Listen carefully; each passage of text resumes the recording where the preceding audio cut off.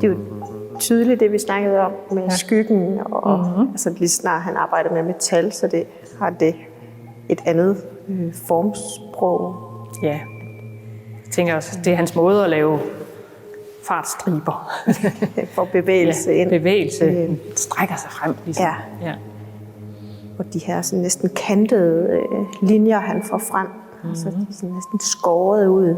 Det er også det, han har brugt i voksen til de her metalstøbninger sammen med keramikken. Det er det meget om, ikke? Jo, det er sådan helt firkantede linjer næsten. Men det er også en måde at lave en bund på, ikke? Altså han kan jo ikke svæve, han skal stå på noget, ikke? Så det er jo skyggen af ham, man så ligesom har vokset ud af. Ja. Så det er en måde at få en skulptur til at stå på, ikke? At man, på samme måde med vasen, ikke? Altså, at man har tyngden, og så kan man lave bevægelsen ud efter. Ja. De er jo sådan helt specielle og særlige. Der er faktisk en lille gruppe, som har metal, som er anderledes end de andre. Og dem lavede han i Paris. Det ved man, at det var nogle af de første,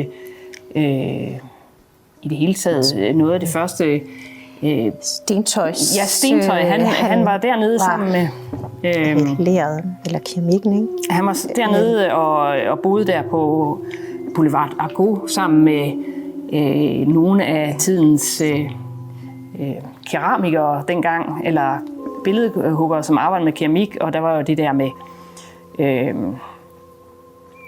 verdensudstillingerne, hvor de var blevet begejstrede for asiatisk keramik og havde opfundet, eller havde fået øje på stentøjet, som man jo ikke havde kendt før i Europa. Og han havde jo førhen, så har han jo han har jo arbejdet med både ler til sine skulpturer og også med metal støbninger, så det lå ham måske ikke fremmed, men det er sådan ligesom han forenet det. Ja, en ny verden der med stentøj og glasur og altså ja, han har vel ikke rigtig sådan lavet noget med glasur før det her, men så det er sådan ligesom de tidligste. Og man ved, de her altså med metallerne og også nogle af de her drejede ting er udstillet i 1898, og det er de der år op til, hvor han virkelig bliver fascineret af stentøjet og også den drejede form, ikke? Han begynder at få fat i leret på den måde at dreje, men har også den her frie tilgang til materiale generelt, at han begynder at vide, eller nørde omkring noget glasur, men bruger jo også andre ting, der kan smelte. Altså ligesom om han finder ud af, at ting kan smelte. Og så får han jo de her ting ud, som han jo ikke er tilfreds med åbenbart, fordi han vælger at arbejde videre på dem. Han ser i hvert fald nogle andre muligheder. Det kan også være, at de bare er revnede, eller at det er formen, eller han synes, de er kedelige, eller hvad det er, det ved vi jo ikke. Men han vælger jo i hvert fald at sætte de her metaldele på, som i hvert fald de, der er lavet i Paris, ved vi er modelleret på med voks. Og så er der lavet en form ud over, hvor voksen er smeltet ud. Og så sidder de fast, de her metaldele. Og det er jo det, der gør, at han kan nærmest se ud som om, at glasuren løber henover. Det kan man godt ligesom være det første, man tænker, når man ser dem. Hvordan pokker har han fået glasuren til at løbe ud over metallet. Men når man får voksen i hænderne og finder ud af, at man kan modellere sådan ret præcis og ind under, måske har han også fjernet og slibet noget af keramikken væk, fordi nu skulle der være noget metal.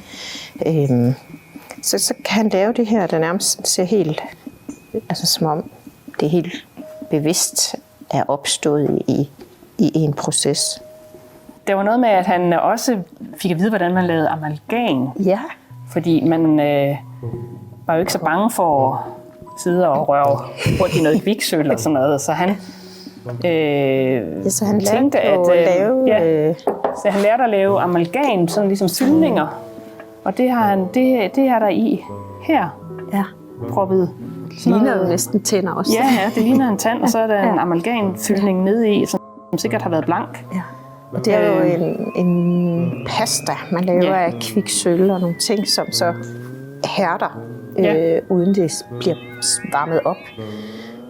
Så det har han også. Altså, han har også prøvet med, ikke? Så, altså, det er som om, at og jeg tror på den måde, så det er jo bare en tese, ikke? Men den der, han på den måde åbner den her verden med, at ting kan smelte og flyde og sætte sammen. Og så sker der noget. Ja, der tænker jeg også, at der har han fået øjnene op for stentøj og det, man kan gå ud og grave noget op og smelte det sammen og bruge de forhåndværende materialer. Altså der har han jo både brugt metal og glas og prøvet at lægge en kejle ind der, og alt som kunne smelte, kunne man måske få til at hænge fast på denne her. Så det er måske sådan meget så eksperimenterende, så han var nødt til at holde det sammen med et eller andet. Altså det er som om de nærmest er rammet ind i de her metal, ikke? Jo. Altså så har man lavet sådan en, jeg ved hvad du sagde, blyindfattet noget, ikke? Ja, man har fornemmelsen af, at de der værksteder, han har været i det der mekka af forskellige fagfolk, og han har jo haft den der nysgerrige tilgang til materialer generelt. Altså, og en blyindfattet rode, ikke? Så det næste, man tænker, det er måske, kunne man blyindfatte det her keramik. Ja. Så arbejdede han videre med dem. Altså, det var ikke sådan bare, nu kom det ud af ovnen helt råt og frisk. Det var det, der var udtrykket. Det var mere sådan, han har jo arbejdet videre, og han har jo lagt mere på og gjort den. Ja, altså dekorativ element, ikke? Det skulle være sådan gjort færdig, ikke? På en eller anden måde, at det der kaos... det er holdt sammen. På en eller anden måde har han jo... Jeg ved ikke, der er i hvert fald skabt noget kaos i ovnen, og sætter noget i spil, man ikke kan styre. Ja. Og så samler han det med kaos er blevet... Det bliver jo poesi og her mørke farve til hans ting, ikke? Men er nok kommet over tid. Ja, og den her, det ved jeg ikke. Den er jo meget sjov, ikke? Jo. Hvor man kan tydeligt se, at altså det er jo en lille skala, men den her, den ville jo bare have set sådan her ud, den var ud af ovnen, og så har han tænkt, den skal have noget mere skrald. Ja. Og så har han lavet en form, som kom til at passe helt med de der dråber. Og så kunne den lige stå der, og så få lidt mere dynamik, eller lidt mere form, ikke? Jo. Mere fuldstændig. Det er jo et helt andet liv, der... Så du sagde skyggen, ikke? Jo. Sådan det står. Så svæver han nærmest hen over bordet. Ja.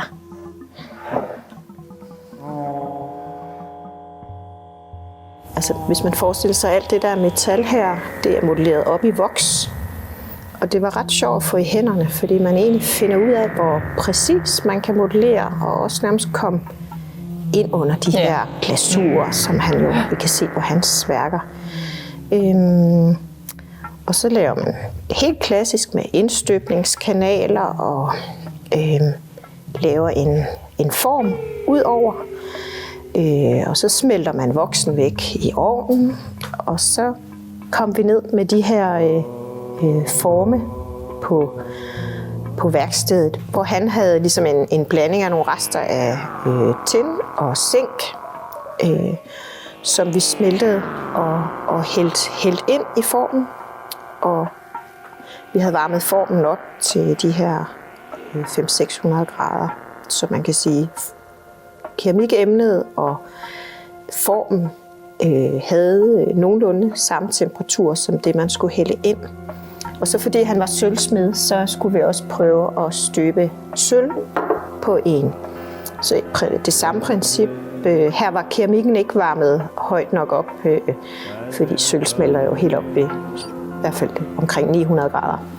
Og så kan man jo slibe og pudse og polere lige så tosset man vil. Så det var sådan ligesom forundersøgelserne til den workshop, ja. ligesom, hvor vi ville undersøge det, ikke? Ja. Formen af revnede og ostevoksen osede, og det var ikke så nemt, som det lige gik, da vi lavede det på workshoppen, men den her, den er lavet på den måde.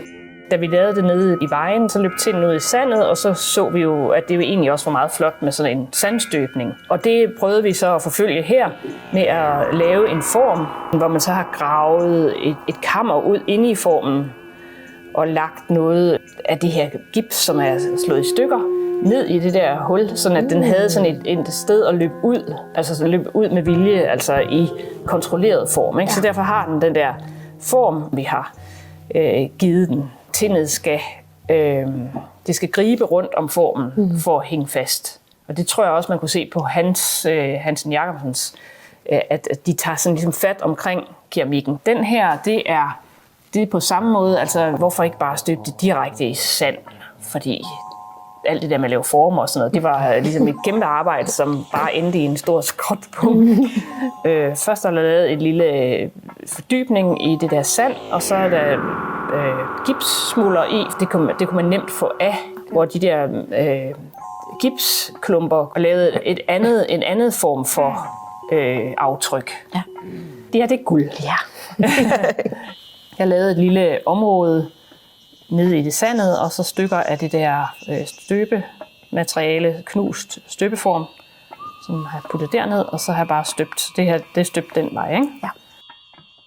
Altså det er jo voksen, ja. Hvor jeg modellerede noget glas ind i, for at se, om kan man så modellere andre materialer ind og støbe med. Og så var det der med, altså som du siger, jamen, hvad binder det på? Altså, så det her det er også et forsøg på at støbe direkte på noget, altså lidt mere porøs ler. Det sidder jo... Ja, men på porøs ler, der sætter det sig også fast, ikke? Fordi det griber alle de der små... Ja. Så...